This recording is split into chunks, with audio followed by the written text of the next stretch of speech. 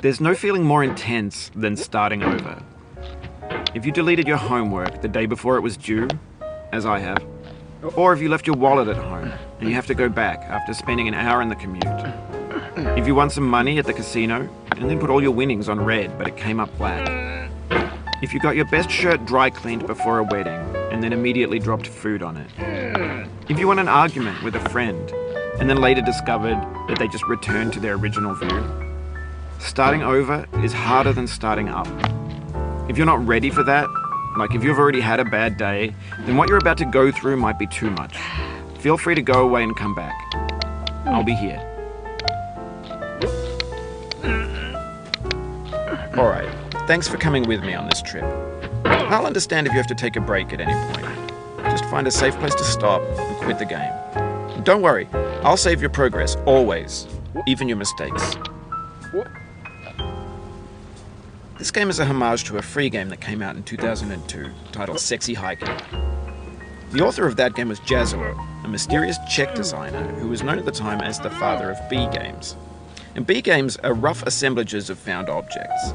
Designers slap them together very quickly and freely, and they're often too rough and unfriendly to gain much of a following.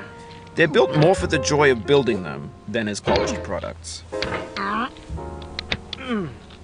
In a certain way, Sexy Hiking is the perfect embodiment of a B game. It's built almost entirely out of found and recycled parts, and it's one of the most unusual and unfriendly games of its time. In it, your task is simply to drag yourself up a mountain with a hammer. And that act of climbing, in the digital world or in real life, has certain essential properties that give the game its flavor.